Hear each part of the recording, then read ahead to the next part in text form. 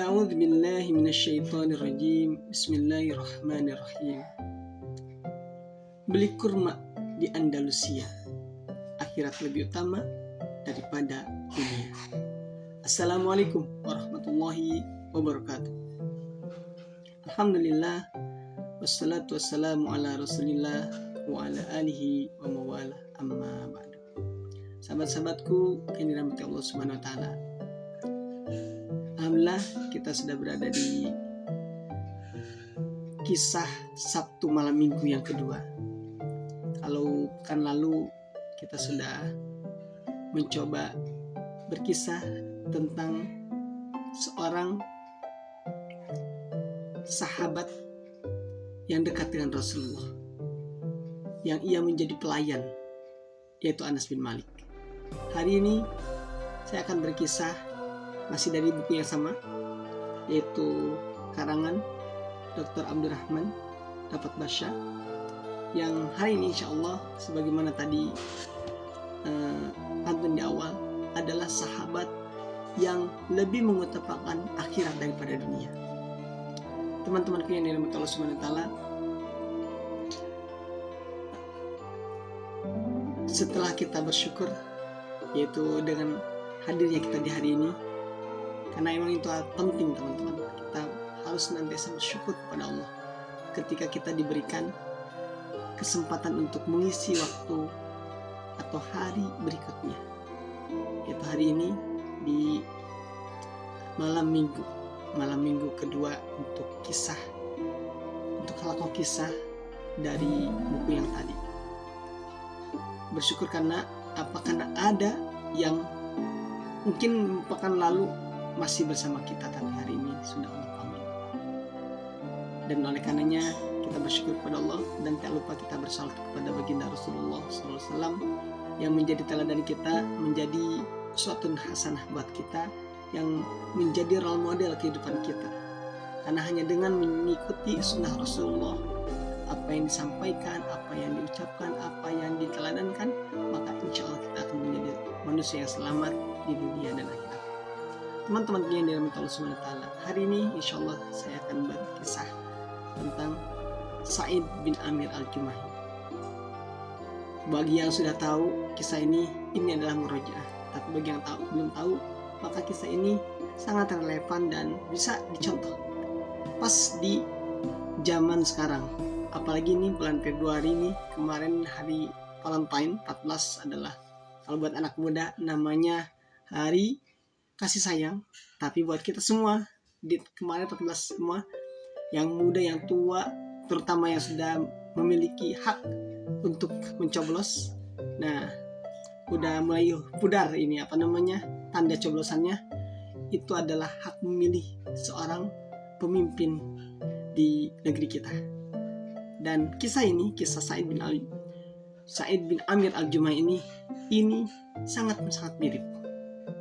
Baik, kita akan memulai kisahnya dari saat ketika sebuah undangan dari kaum Quraisy di kota Mekah mengundang banyak sekali orang untuk hadir di kota Tan'im, kota yang ada di luar kota Mekah, dalam rangka apa? Untuk menyaksikan sebuah namanya pelampiasan pembunuhan terhadap Khubayb bin Adi, yang sejatinya kaum Quraisy itu pengen balas dendam karena Rasulullah SAW, Nabi Muhammad, telah membunuh saudara-saudara mereka, kerabat-kerabat mereka pada saat perang Badar. Maka setelah mereka mendapatkan atau menculik Khubayb bin Adi dengan cara licik, mereka ingin sekali balas dendam kepada Nabi kita Muhammad SAW. Maka diundanglah orang-orang yang sama sepikroh dengan mereka, yang memiliki yang namanya kebencian terhadap Nabiullah Muhammad. Diundanglah mereka ke kota Tan'im, dan di antara undangan itu salah satunya adalah seorang pemuda yang sedang tumbuh, yaitu Sa'id bin Amir al-Jumahi. Ia pun ikut serta datang ke kota Tan'im. Ia berjibaku bersama orang-orang tua, orang-orang muda untuk bisa hadir di tempat pembunuhan nanti, yaitu di salib, di tiang salib, yang akan diadakannya sebuah pembunuhan atau balas dendam, lebih kepada balas dendam sejatinya. Pelampiasan daripada kekecewaan mereka kepada Nabi Muhammad. Berjibaku untuk hadir di paling depan, posisi depan, kayak kita kalau lagi mau sholat. Tapi jarang ya, kita sholat rata-rata milih pojok. Pengajian, apa yang dicari? Milih pojok. Ya tadi pagi saya pengajian, yang dipilih pojok dulu. Tapi ya seperti itulah. Nah, kalau ini pengen yang paling depan. Sa'id bin Amir ini, dia berusaha untuk bisa di paling depan untuk menyaksikan seperti apa proses pembunuhannya. Maka ia mampu mengalahkan orang-orang atau menyamai orang-orang besar yang menciptakan acara itu, seperti Abdurrahman, Abu Sufyan bin Harb, kemudian Sofwan bin Umayyah, yang mereka ada di posisi terdepan. Ia pun bisa berdampingan dengan mereka. Dan kaum-kaum Quraisy yang posisi sama seperti mereka, semuanya bisa terdepan. Maka dia melihat, Sa'id bin Amir ini melihat bagaimana Khubayb yang tangannya sedang diikat oleh tali, dan emak-emak, bapak-bapak, anak-anak itu mendorong Khubayb bin Adi ini dengan dorongan yang begitu seperti melampiaskan, didorong, sedangkan dia sedang terikat. Dia didorong terus sampai menuju ke tiang gantungan. Dan ketika sudah sampai di tiang gantungan, Sa'id ini mendengar bagaimana ucapan dari Khubayb bin Adi. Khubayb bin Adi ini mengatakan, di antara teriakan emak-emak, teriakan ibu-ibu, teriakan orang-orang yang mendorongnya, apakah kalian mau berkenan memberikan saya kesempatan untuk sholat 2 rakaat sebelum kalian membunuh saya? Kira-kira begitu ucapannya. Maka setelah dipersilakan, Sa'id ini menyaksikan dengan kepala sendiri bagaimana dia melihat Khubayb bin Adi sholat 2 rakaat dengan rakaat yang baik dan sempurna, tidak terburu-buru. Dan ketika ia sudah sholat, Khubayb ini menghadap kepada para pembesar kaum Quraisy. Demi Allah, seandainya aku tidak khawatir kalian menyangka aku memperlambat sholatku karena takut mati, maka aku pasti akan memperbanyak sholatku. Kata-kata seorang Khubayb bin Adi ini sungguh membuat takjub seorang Sa'id bin Adi. Maka mereka pun masih mendorong, masih menginginkan sebuah atraksi pembunuhan yang benar-benar sedang akan diadakan. Dan ketika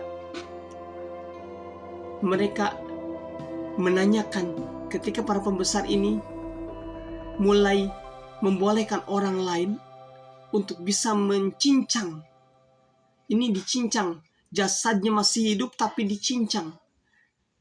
Maka ketika dicincang ini, mereka bertanya, apakah kamu mau Muhammad yang berada di posisimu dan kau selamat? Kaum Quraisy bertanya kepada Sa'id, kepada Khubayb bin Adi. Apa jawaban Khubayb bin Adi? Kata dia, demi Allah, aku tidak ingin hidup bahagia, hidup tenang di antara keluarga dan anak-anakku sementara Muhammad tertusuk oleh oleh sebuah duri. Maka mereka bukan bertakbir, mereka mengangkat tangan mereka ke atas dan menggema suara mereka, dan akhirnya mereka pun melakukan apa yang menjadi harapan mereka. Semuanya mencabik dengan pedang, menusuk dengan tombak, dan Sa'id bin Amir ini menyaksikan dengan kepala sendiri bagaimana saat ini ketika dilakukan seperti orang yang dihukum kisos ya. Tapi ini lebih daripada kisos. Kalau kisos kan dilempar batu, kalau ini dengan pedang, dengan tombak, ia memandang ke langit.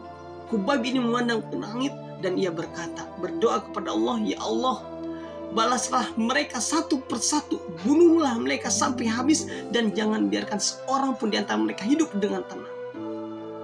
Ini adalah doa seorang Khubayb bin Adi, dan itu terdengar oleh Sa'id bin Amir, teman-teman. Terdengar. Dan hingga akhirnya Khubayb bin Adi pun meninggal. Tidak ada seorang pun yang dapat menolong ia oleh sabetan dan tusukan tombak dari orang-orang kafir yang melampiaskan dendamnya kepada Khubayb. Hingga akhirnya mereka pun semuanya pulang kembali ke Mekah, meninggalkan kota Tanim. Semuanya melupakan kejadian itu selang dengan kejadian-kejadian yang mereka lewati. Tapi tidak dengan Sa'id bin Amir. Kejadian itu selalu datang dalam mimpinya. Ketika ia terjaga, ia selalu membayangkan bagaimana itu kejadian yang ia lihat dengan mata kepalanya sendiri. Bagaimana seorang Khubayb bin Adi masih hidup tapi dicincang. Darahnya masih menetes ketika ditanya, apakah kamu mau Muhammad berada di sisimu dan kau tenang? Ia hanya menjawab, demi Allah aku tidak ingin berada di antara keluarga dan anak-anakku sedangkan Muhammad tertusuk oleh sebuah duri. Itu selalu terngiang oleh Sa'id bin Amir. Dan singkat cerita, ternyata itu membuahkan sebuah pelajaran buat Sa'id bin Amir. Ia mendapatkan pelajaran bahwa yang pertama, bahwa kehidupan yang sejati itu adalah ketika ia berpegang teguh dengan akidah yang diyakini sampai mati. Yang kedua, bahwa iman yang tertancap kuat itu akan melahirkan dan menciptakan keajaiban-keajaiban. Dan yang ketiga, ia begitu takjub kepada seorang yang dengan sedemikian rupa persahabatnya itu sangat mencintainya, dan ternyata dia adalah seorang nabi yang dibantu oleh kekuatan dan pertolongan dari langit. Dan dengan hadirnya pelajaran itu, Allah membukakan pintu hidayah kepada Sa'id bin Amir al-Jumahi. Maka dia di kota Mekah, di antara segerombolan orang yang banyak, ia melakukan sebuah persaksian bahwa dia beriman kepada Allah dan Rasulnya. Ia berlepas diri dari dosa-dosa kaum Quraisy, dari berhala-berhala yang mereka sembah setiap hari. Ia akhirnya mendatangi Rasul dan mengaku beriman kepada beliau. Itu adalah hari di mana Sa'id akhirnya mendapatkan hidayah karena ia teringat dengan apa yang dilakukan kepada Khubayb bin Adi. Teman-teman yang dirahmati Allah Subhanahu wa taala, singkat cerita, ketika hijrah ke kota Madinah, Sa'id bin Amir al-Jumahi ikut beserta Rasulullah. Dan Rasulullah pun meninggal, ia pun masih selalu ketika sedang bersama Rasul, ia selalu ikut berperang. Ia berperang ikut mengikuti perang Khaybar, dan di perang-perang berikutnya ia ikut.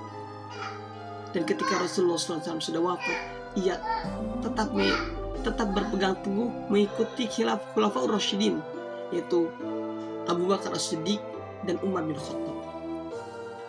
Dan ketika di zaman Umar bin Khattab maupun di zaman Abu Bakar, ia selalu berpesan sesuatu yang sangat dikenang sampai hari ini. Apa pesannya? ketika ketika Umar bin Khattab baru diangkat menjadi khalifah, di awal-awal khalifah ia didatangi oleh Sa'id bin Amir.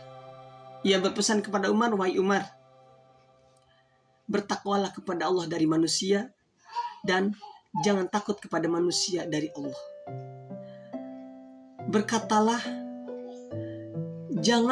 janganlah perkataanmu menyelisih perbuatanmu, karena kata-kata yang baik adalah yang dibenarkan oleh perbuatan. Wahai Umar,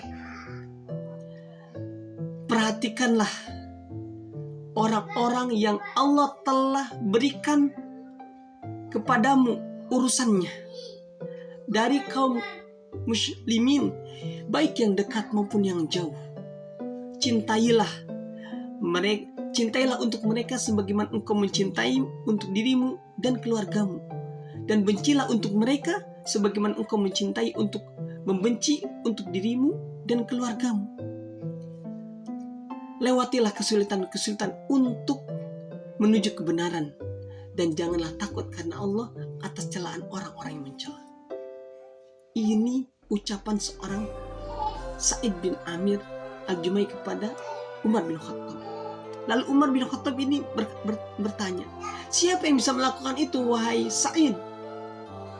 Kata Sa'id, "Orang-orang sepertimu yang Allah berikan amanah umat Muhammad, yang di antara dia dan Allah tidak ada seorang pun."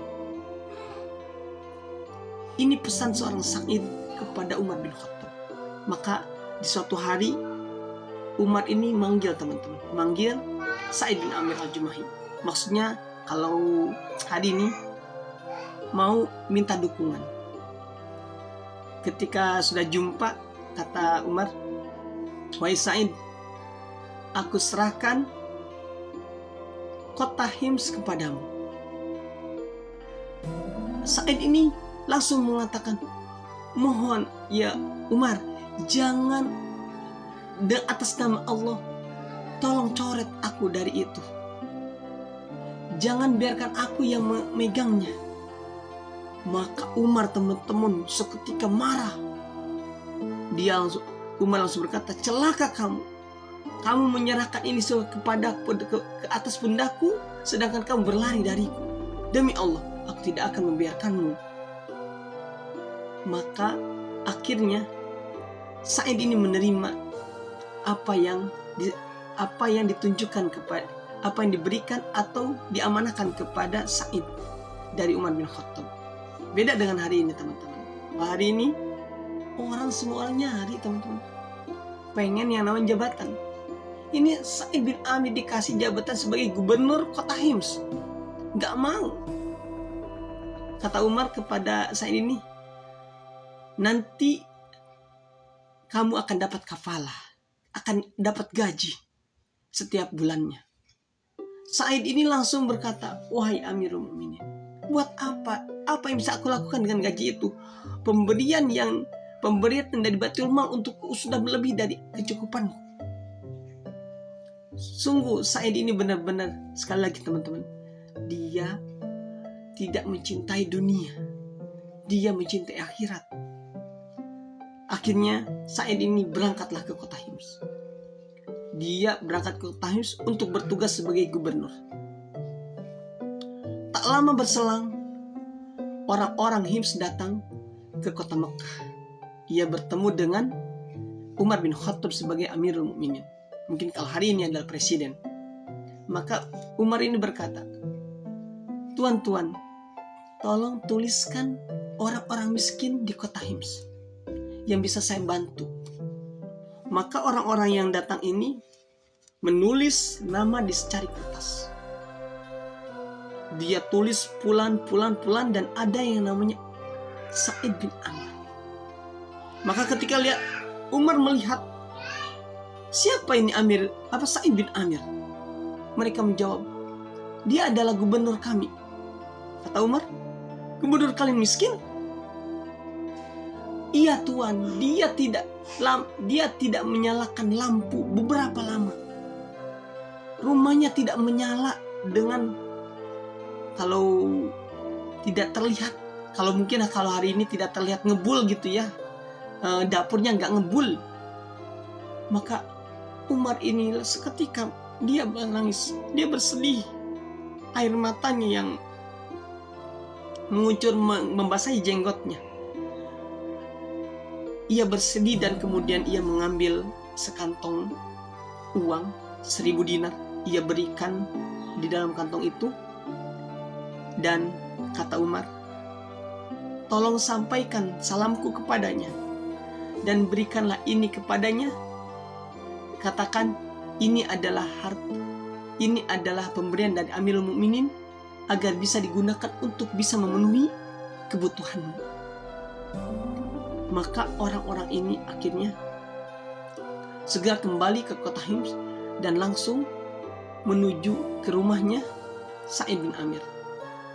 Kalau hari ini teman-teman 1000 dinar ini, tadi saya cek, kalau Kuwait itu sama halnya dengan 50.700.000 sekian. Ini kalau sekarang ya. Oh dulu berapa itu? Sekarang tadi dikonversi 1000 dinar. Ini dari 1000 dinar Kuwait ya, itu 50.700.000 sekian.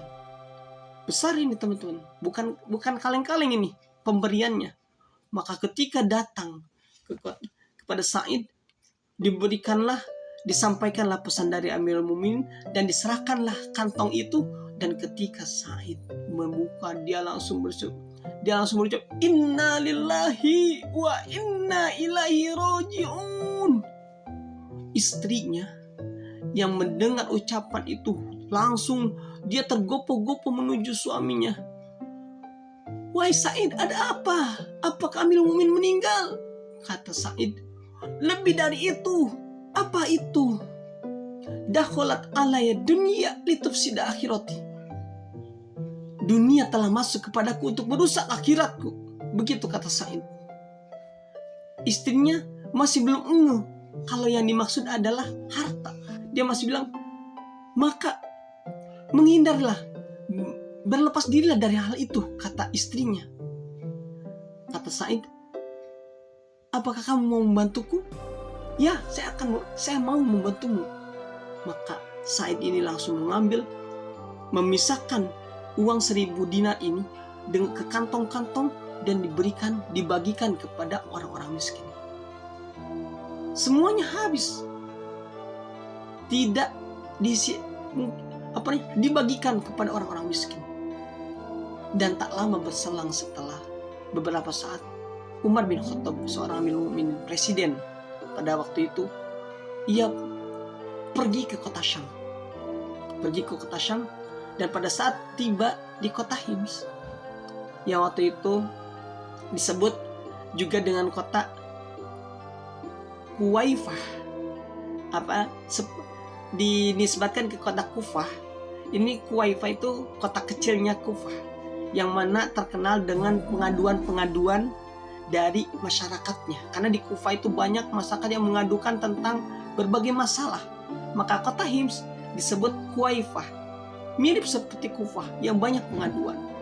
Maka ketika Amirul Mukminin Umar bin Khattab datang, ini disambut oleh orang-orang Hims, dan mereka mengucapkan salam, menyambut. Dan ketika Umar berjumpa, Umar bertanya, bagaimana keadaan gubernur kalian? Maka mereka mengadukan berbagai macam hal. Mereka mengadukan ini itu. Dan Amirul Mukminin Umar langsung mengumpulkan mereka dan juga mengengger gubernur mereka, yaitu Sa'id bin Amir, dalam sebuah majelis.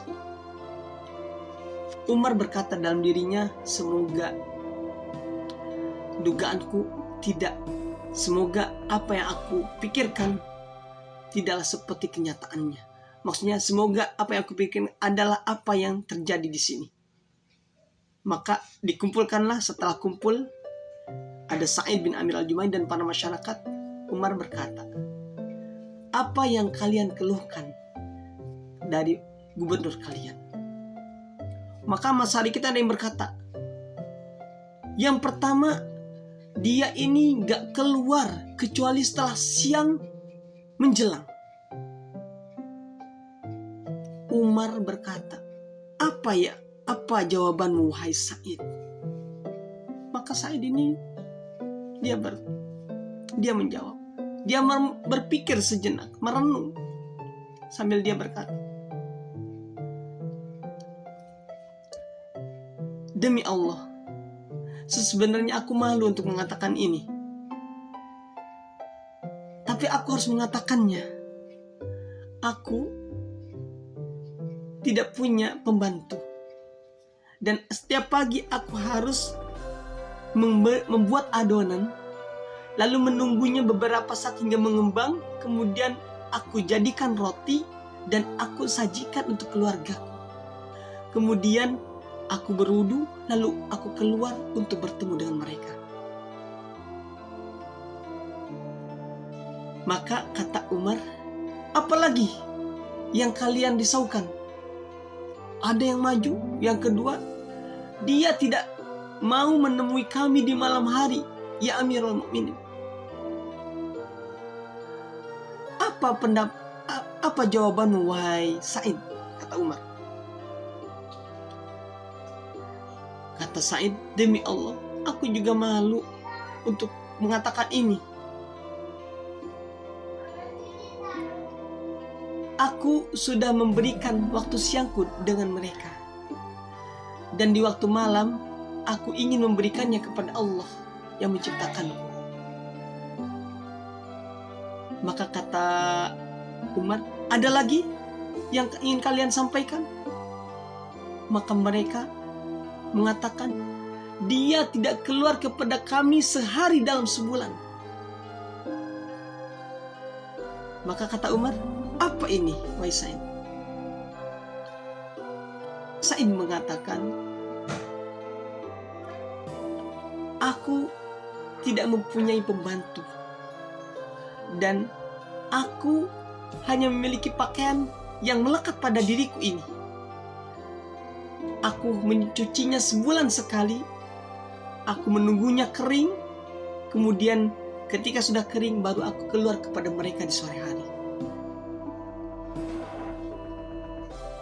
Kata Umar, masih adakah yang ingin kalian sampaikan? Yang keempat, ada yang berkata, Tuhan, terkadang dia ini pingsan dan dia tidak ingat dengan siapapun di sekitarnya.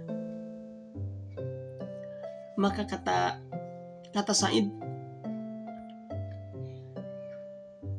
sesungguhnya aku pernah melihat, aku menyaksikan dengan mataku sendiri bagaimana Hubay bin Adi itu dicincang padahal dia masih hidup.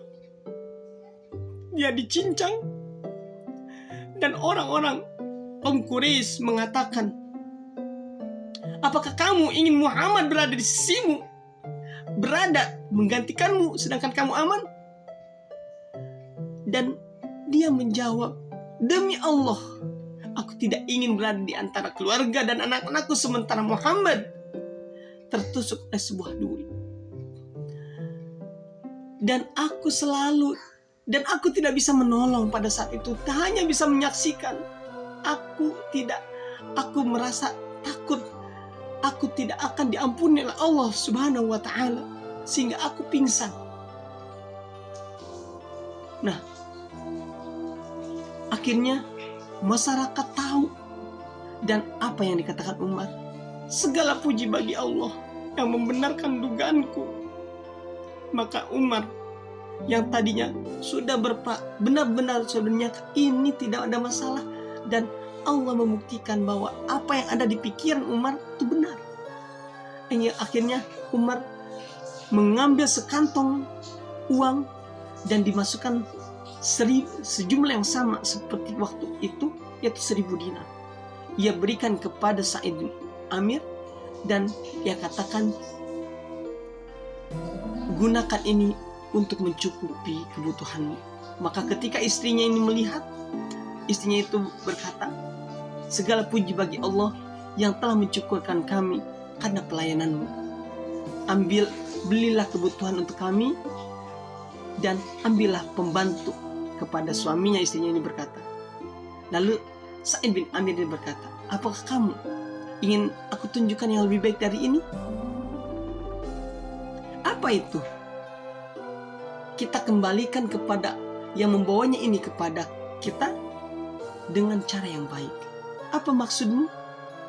Kita bagi-bagikan kepada orang-orang yang membutuhkannya.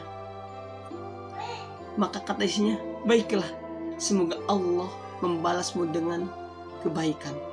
Maka akhirnya uang yang tadi diberikan 1000 dinar, ia bagikan ke beberapa kantong, dan ia minta kepada kerabatnya untuk dibagikan kepada janda fulan, kepada fakir miskin fulan, kepada anak yatim, dan orang-orang yang membutuhkan, hingga ia selesai.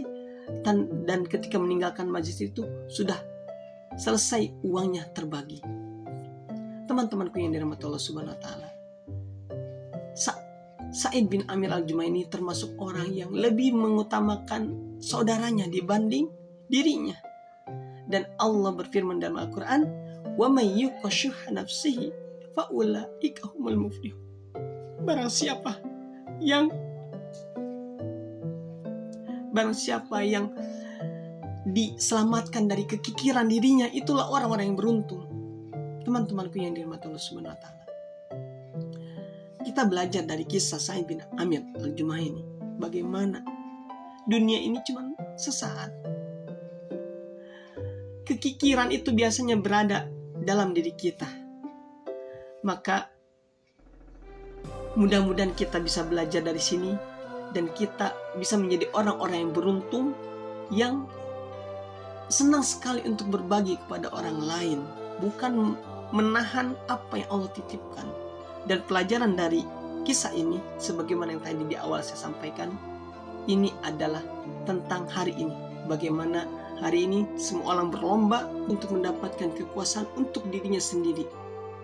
Mudah-mudahan dari 3 paslon yang nanti terpilih menjadi presiden kita adalah presiden yang dia mementingkan rakyatnya, bekerja untuk keadilan semuanya, bekerja untuk benar-benar membuat Indonesia ini menjadi baldatun thayyibatun wa rabbun ghafur, yang dia benar-benar bukan karena orang-orang tertentu, bukan karena kebutuhan seseorang, bukan karena kebutuhan komunitas, tetapi karena untuk rakyat semuanya. Mudah-mudahan semuanya itu bisa Allah hadirkan di negeri yang kita cintai ini. Barakallahu fikum, kurang dan lebih mohon dimaafkan. Salam akal sehat. Assalamualaikum warahmatullahi wabarakatuh.